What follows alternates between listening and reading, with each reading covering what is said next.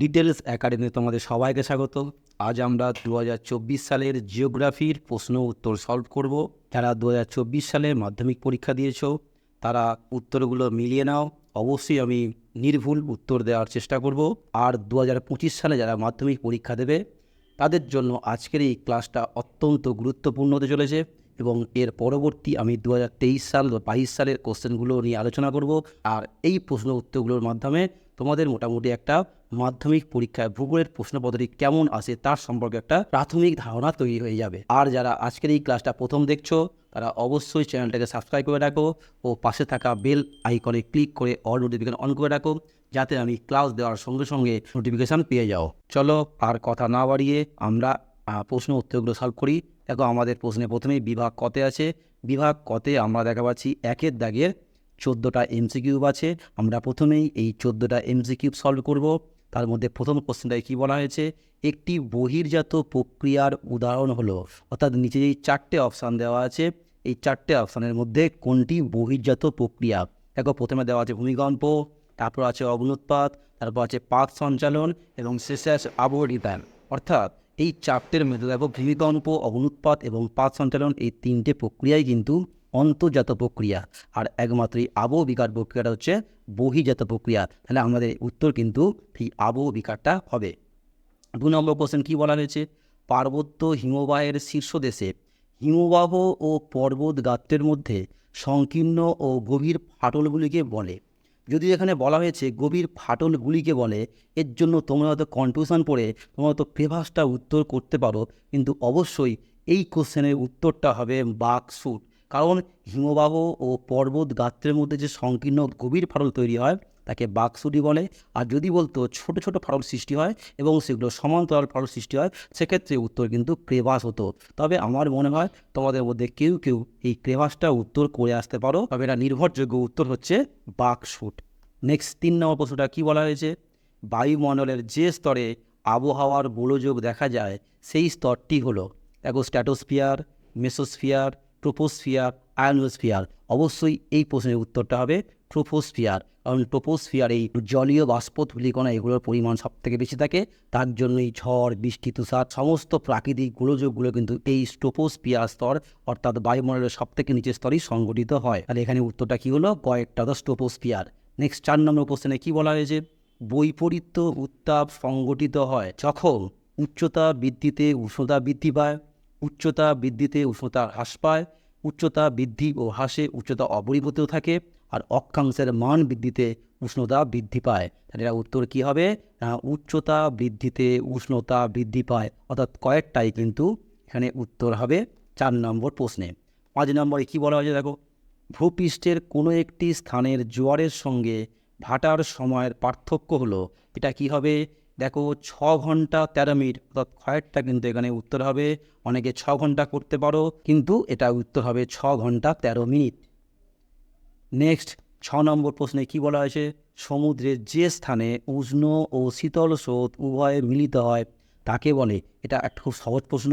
এটা উত্তর কি হবে না হিমপ্রাচীর। এখানে হিমানি সম্প্রপাত দেওয়া আছে, হিমশৈল দেওয়া আছে, হিমগুল্ম দেওয়া আছে তোমাদের কনফিউশন বাড়াবার জন্য, কিন্তু এখানে উত্তর কি হবে হিমপ্রাচীর। কারণ উষ্ণ ও শীতল স্রোতের যে মিলনস্থল কাল্পনিক সীমারেখা তাকে কিন্তু আমরা হিমপ্রাচীর বলি। নেক্সট কী বলেছে, বিষাক্ত নয় এমন একটি বর্জ্য পদার্থের উদাহরণ হলো, অর্থাৎ নিচের যে অপশানগুলো দেওয়া আছে এর মধ্যে বেশিরভাগ অপশানই কী থাকবে না বিষাক্ত। তার মধ্যে বিষাক্ত নয় আমাদের কিন্তু খুঁজতে হবে। প্রথমে বলা যায় ধানের খোসা, ফ্লাই অ্যাশ, পলিথিন, ক্যাডমিয়াম। অর্থাৎ ফ্লাই অ্যাশ, ক্যাডমিয়াম, পলিথিন এগুলো সবই কিন্তু বিষাক্ত বর্জ্য। একমাত্র এই ধানের খোসা কিন্তু কোনোভাবেই আমাদের ক্ষতি করে না, অর্থাৎ এই ধানের খোসাটাই হলো আমাদের এই বিষাক্ত বর্জ্য নয়। মানে আমাদের এই কয়েকটাই হলো উত্তর। নেক্সট, ভারতের উত্তরের পার্বত্য অঞ্চলে অবস্থিত একটি লবণাক্ত হ্রদের নাম হলো, দেখো 4টে অপশান দেওয়া আছে, ডাল হ্রদ, নৈনিতাল, উলার হ্রদ এবং প্যাংগং হ্রদ। এর মধ্যে কিন্তু উত্তর হবে প্যাংগং হ্রদ, যেটা আমাদের লাদাখে অবস্থিত। আর এটা হচ্ছে গিয়ে আমাদের ভারতের বর্তমানে সবথেকে উচ্চতম একটা হ্রদ। ঠিক আছে, এখানে তোমরা 8টা প্রশ্ন পেয়ে গেলে যে ভারতের উচ্চতম হ্রদ হলো প্যাংগং হ্রদ।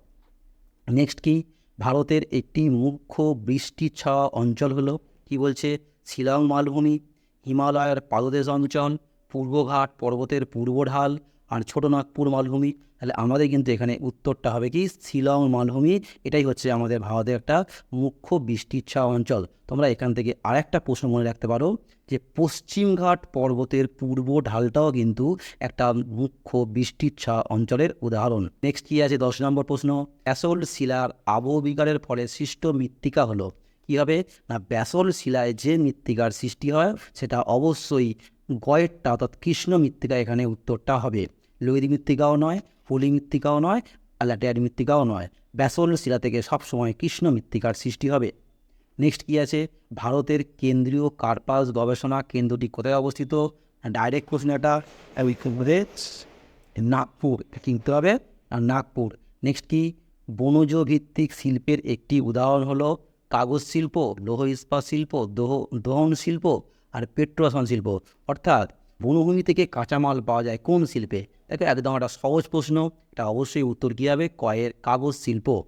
নেক্সট কি, ভারতের ডেট্রয়েট বলে পরিচিত, ভারতের ডেট্রয়েট অর্থাৎ চেন্নাইকে ভারতের ডেট্রয়েট বলা হয়, অর্থাৎ ঘয়েরটা কিন্তু এখানে উত্তর হবে। আসলে ডেট্রয়েট শব্দটা কার সঙ্গে যুক্ত না, ডেট্রয়েট শব্দটা মোটর গাড়ি নির্মাণ শিল্পের সঙ্গে যুক্ত। নেক্সট কি আছে, উপগ্রহ চিত্রে নদী ও জলাশয় যে রঙের সাহায্যে নির্দেশ করা হয় তা হলো কি হবে, সবুজ, লাল, গাঢ় নীল না হলুদ। এটা উত্তর হবে গয়েরটা, গাঢ় নীল। দুয়ের দাগে কি বলা হয়েছে, নিম্নলিখিত বাক্যগুলি শুদ্ধ হলে পাশে সু এবং অশুদ্ধ হলে পাশে অ লিখতে হবে। অর্থাৎ এখানে যে বাক্যগুলো দেওয়া আছে এই বাক্যগুলোর মধ্যে থেকে যেগুলো শুদ্ধ হবে সঠিক হবে তার পাশে সু লিখতে হবে, এবং যেগুলো অশুদ্ধ হবে তার পাশে অ লিখতে হবে। এরকম আমাদের 6টা মোটামুটি পরীক্ষা হলে আসবে।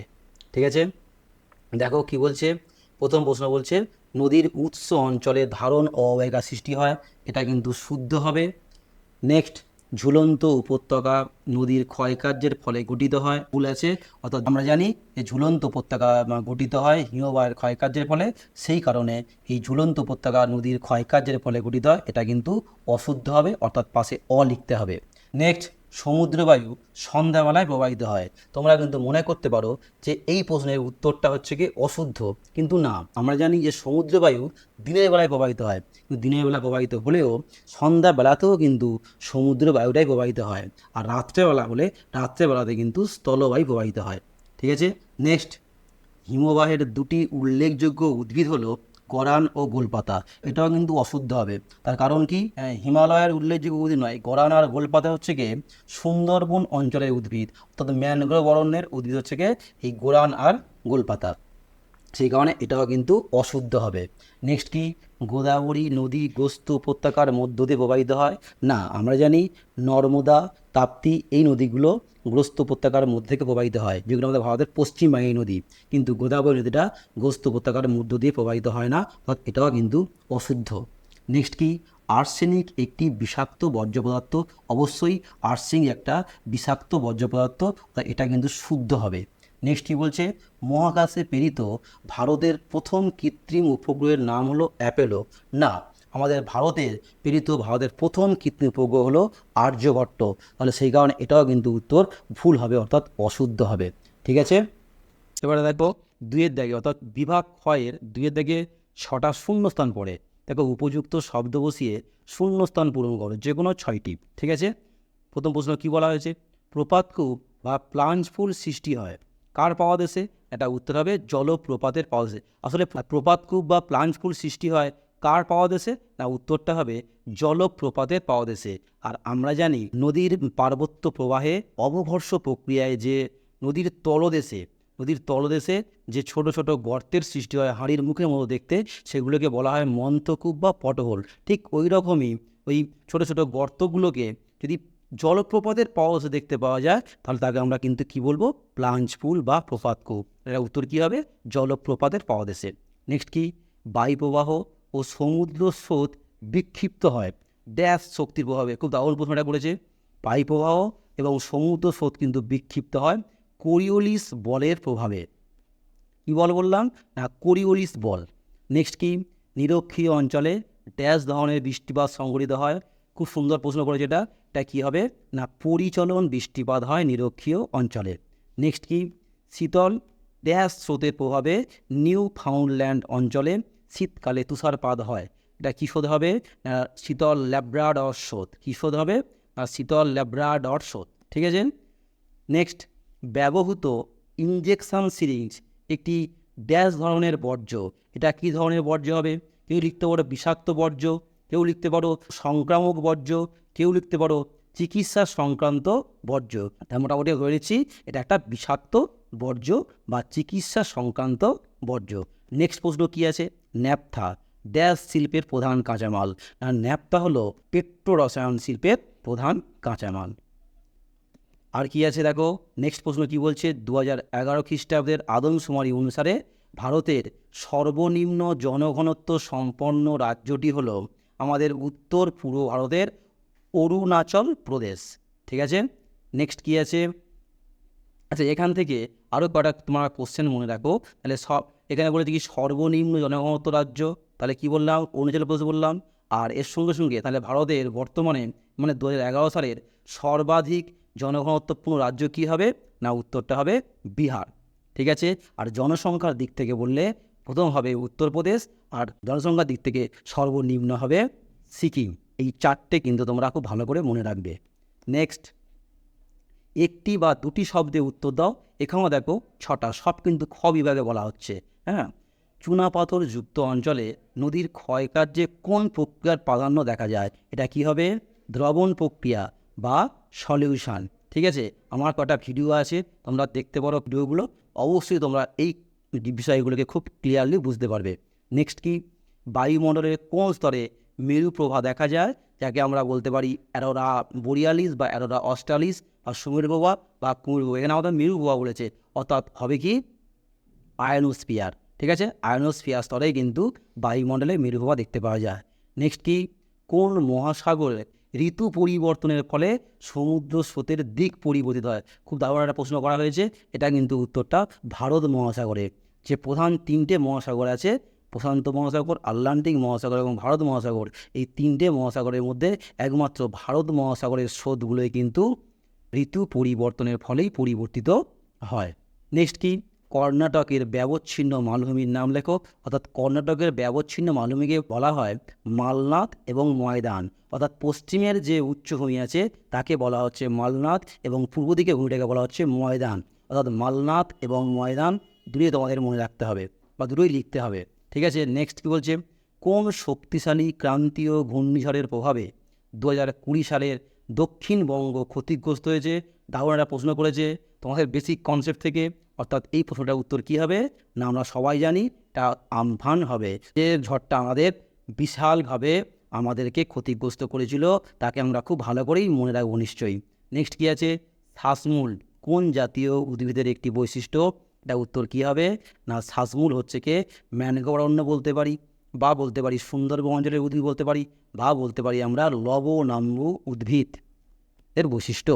নেক্সট কি, খনিজ তেল ও স্বাভাবিক গ্যাস বহনে কোন পরিবহন মাধ্যম খুবই উপযোগী?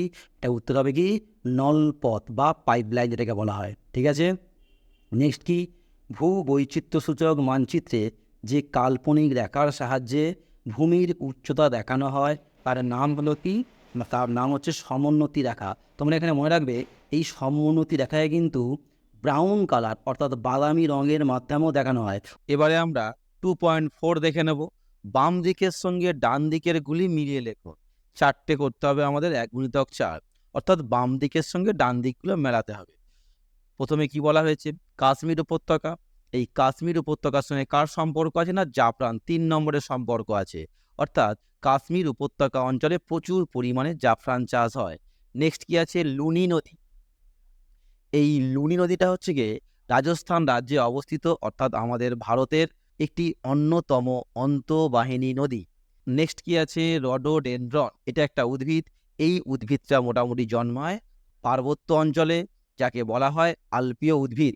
অর্থাৎ রডোডেনড্রনটা হলো এক ধরনের আলপীয় উদ্ভিদ। নেক্সট কি আছে, সালেম। সালেম হচ্ছে গিয়ে তামিলনাড়ু রাজ্যের একটা অন্যতম শহর, আর এখানে শঙ্কর ইস্পাত কেন্দ্র গড়ে উঠেছে। যদি আমাদের একটা প্রশ্ন করা হয় যে দক্ষিণ ভারতের একটা শঙ্কর ইস্পাত কেন্দ্রের নাম কি, তাহলে উত্তরটা কি হবে, সালেম হবে। এবারে আমরা গ বিভাগের প্রশ্নগুলো দেখে নেব। তবে গ বিভাগ, খ বিভাগ এবং ও বিভাগ, এই বিভাগগুলো থেকে 2 নাম্বার, 3 নাম্বার এবং 5 নাম্বারের প্রশ্নগুলো দেওয়া হয়। আমরা প্রথমেই বিভাগ গটা দেখে নেব। বিভাগ গতে 2 নাম্বার করে 6টা করতে হয়, মোট 12 নাম্বার। দেখো কি বলেছে, নিচের প্রশ্নগুলোর সংক্ষিপ্ত উত্তর দাও, বিকল্প প্রশ্নগুলো লক্ষণীয়। প্রথমে কি বলা হয়েছে, নগ্নি ভবনের সংজ্ঞা দাও, অথবা কার্যকরী সৌর বিকিরণ বলতে কি বোঝো, বা এই কার্যকরী সৌর বিকিরণ বলতেই বোঝায় ইনসোলেশন। ঠিক আছে, নেক্সট কি দিয়েছে, আপেক্ষিক আর্দ্রতার সংজ্ঞা দাও, অথবা অ্যাপোজি জোয়ার বলতে কি বোঝো। নেক্সট কি বলেছে, কঠিন বর্জ্য পদার্থের সংজ্ঞা দাও, অথবা বর্জ্যের পৃথকীকরণ কি। নেক্সট কি আছে, কয়াল বলতে কি বোঝো, অথবা কোন 2টি নদী মিলিত হয়ে গঙ্গা নদীর সৃষ্টি করেছে। অর্থাৎ যে দুটো নদী মিলিত হয়ে গঙ্গা নদীর সৃষ্টি হয়েছে, সেই দুটো নদীর নাম বলতে হবে। আমি এখন উত্তরগুলো বলছি না, তোমাদের এই উত্তরগুলোর জন্য পরবর্তী কিছু ক্লাস দেওয়া হবে। নেক্সট কি আছে, বহুমুখী নদী পরিকল্পনার সংজ্ঞা দাও, অথবা শিকড় আলগা শিল্প বলতে কি বোঝো, বা ফুড লুজ ইন্ডাস্ট্রি বলতে কি বোঝো। নেক্সট কি আছে, দূর সংবেদনের সংজ্ঞা দাও, অথবা জিও স্টেশনারি উপগ্রহ বলতে কি বোঝো। এই মোটামুটি 6টা কোশ্চেন তোমাদের দেওয়া হয়েছে। প্রত্যেকটা কোশ্চেনই অ্যাটেন্ড করতে হবে, তবে প্রতিটা দেখাবাছি প্রতিটা ক্ষেত্রেই অথবা দেওয়া আছে। নেক্সট কি, বিভাগ খ বিভাগে দেখবো আমরা। দেখো 3 নাম্বার করে তোমাদের 4টে করতে হবে 12 নাম্বারের। বিভাগ গ থেকেও 12 নাম্বার আসছে, 2 নাম্বার করে 6টা, এবং বিভাগ খ থেকে 3 নাম্বার করে তোমাদের 4টে করতে হচ্ছে 12 নাম্বার। দেখো 4 থেকে কি বলছে, সংক্ষিপ্ত ব্যাখ্যামূলক উত্তর দাও, বিকল্প প্রশ্নগুলো লক্ষণীয়। প্রথম প্রশ্ন কি বলা হয়েছে, হিমরেখার উচ্চতা সর্বত্র এবং সব ঋতুতে সমান হয় না কেন। খুব দারুণ একটা প্রশ্ন দিয়েছে। অথবা ঘূর্ণবাত ও প্রতি ঘূর্ণবাতের মধ্যে পার্থক্য লেখো। নেক্সট কি আছে, জৈব ভঙ্গুর ও জৈব অভঙ্গুর বর্জ্যের পার্থক্য লেখো, অথবা পরিবেশের ওপর বর্জ্যের 3টি প্রভাব সংক্ষেপে আলোচনা করো। নেক্সট কি আছে, মৃত্তিকা সংরক্ষণের যে কোনো 3টি পদ্ধতি উল্লেখ করো, অথবা ভারতীয় কৃষির মুখ্য 3টি সমস্যা আলোচনা করো। নেক্সট কি আছে, ভূ বৈচিত্র্যসূচক মানচিত্র ও উপগ্রহ চিত্রের 3টি প্রধান পার্থক্য উল্লেখ করো, অথবা ভূ বৈচিত্র্যসূচক মানচিত্রে ব্যবহৃত বিভিন্ন ধরনের স্কিলের উল্লেখ করো। নেক্সট কি, বিভাগ ঙ, এখানে হচ্ছে আমাদের বড় প্রশ্ন। 5 নাম্বার করে দুটো 10 নাম্বার, অর্থাৎ এখানে মোট 20 নাম্বার। এখানে 5-এর দাগের 5.1-এ দুটো করতে হবে 5 নাম্বার করে দুটো 10 নাম্বার। আবার 5.2-তে দেখো তোমাদের 5 নাম্বার করে দুটো করতে হবে। আমাদের প্রথমটা হচ্ছে গিয়ে প্রাকৃতিক ভাগ, মানে 5.1-এ প্রাকৃতিক ভাগ থেকে দেওয়া হয়েছে, আর 5.2 থেকে আঞ্চলিক ভাগ থেকে দেওয়া হয়েছে। দেখো 5.1-এ মোটামুটি 4টে কোশ্চেন দেওয়া থেকে বড় কোশ্চেন, তার মধ্যে তোমাদের যে কোনো দুটো অ্যাটেন্ড করতে হবে 5 নাম্বার করে। দেখো প্রথম প্রশ্ন বলা হয়েছে, বায়ুর ক্ষয়কার্যের ফলে গঠিত 3টি প্রধান ভূমিরূপ চিত্রসহ আলোচনা বর্ণনা করো। নেক্সট আছে পৃথিবী পৃষ্ঠে বিশ্ব উষ্ণায়নের গুরুত্বপূর্ণ প্রভাবগুলি আলোচনা করো। নেক্সট আছে ভূমধ্য সাগরীয় জলবায়ুর প্রধান বৈশিষ্ট্যগুলো আলোচনা করো। নেক্সট কি আছে, পৃথিবীর বিভিন্ন স্থানের সমুদ্র স্রোতের প্রধান 5টি প্রভাব আলোচনা করো। 4টের মধ্যে যে কোনো দুটো অ্যাটেন্ড করতে হবে। নেক্সট 5.2-তে দেখো কি বলা হয়েছে, ভারতের, মানে আমাদের আঞ্চলিক পার্ট থেকে, ভারতের ক্রান্তীয় চিরহরিত অরণ্য এবং ক্রান্তীয় মরু উদ্ভিদের বৈশিষ্ট্যের উপর জলবায়ুর প্রভাব আলোচনা করো। নেক্সট কি আছে, ভারতের ইক্ষু চাষের অনুকূল প্রাকৃতিক পরিবেশের বর্ণনা দাও। নেক্সট কি আছে, ভারতের পশ্চিমাঞ্চলে কার্পাস বয়ন শিল্পের উন্নতির কারণগুলো ব্যাখ্যা করো। নেক্সট কি আছে, ভারতের পরিবহন ব্যবস্থার প্রধান 5টি গুরুত্ব আলোচনা করো। এই হলো তোমাদের মোটামুটি প্রশ্ন। আর একটা পার্ট আমাদের বাকি আছে, এটা হচ্ছে কি ম্যাপ পয়েন্টিং। 10টা আমাদের আসে 6-এর দাগে। বিভাগ চতে 10 নাম্বারের ম্যাপ পয়েন্টিং আছে, 10টা আমাদেরই করতে, 10টায় দেওয়া থাকে। দেখো কি বলা হয়েছে, প্রশ্নপত্রের সাথে প্রদত্ত ভারতের রেখা মানচিত্রে নিম্নলিখিতগুলি উপযুক্ত প্রতীক ও নাম সহ চিহ্নিত করে মানচিত্রটি উত্তরপত্রের সঙ্গে জুড়ে দাও। প্রথম বলা আছে মেঘালয় মালভূমি, তারপরে বলা হয়েছে মালাবার উপকূল, নর্মদা নদী, শীতকালীন মৌসুমি বৃষ্টিপাতযুক্ত অঞ্চল, একটি লবণাক্ত মৃত্তিকা অঞ্চল, ভারতের কেন্দ্রীয় বনভূমি গবেষণা কেন্দ্র, পূর্ব ভারতের একটি চা উৎপাদক অঞ্চল, উত্তর ভারতের বৃহত্তম মোটরগাড়ি নির্মাণ শিল্প কেন্দ্র, পূর্ব উপকূলে একটি স্বাভাবিক বন্দর, আর লাস্ট আছে বেঙ্গালুরু। এই হলো তোমাদের 90 নাম্বারের মোটামুটি প্রশ্ন 2024 সালের। ক্লাসের শেষে তোমাদের জানিয়ে রাখি যে 2024 সালের এই যে প্রশ্নপত্রটা করা হয়েছিল, আমাদের যে এই চ্যানেলে সাজেশান দেওয়া হয়েছিল ভূগোলের, সেই সাজেশান থেকে মোটামুটি হুবহু কমন পড়েছে। অর্থাৎ 5 নাম্বার এবং 3 নাম্বারের সাজেশান যে দিয়েছিলাম, সেখান থেকে হুবহু কমন পড়েছে। তোমরা একবার দেখে নিতে পারো। আর তোমাদের খুব শীঘ্রই 2025 সালের সাজেশান আসছে, part A, part B, part C.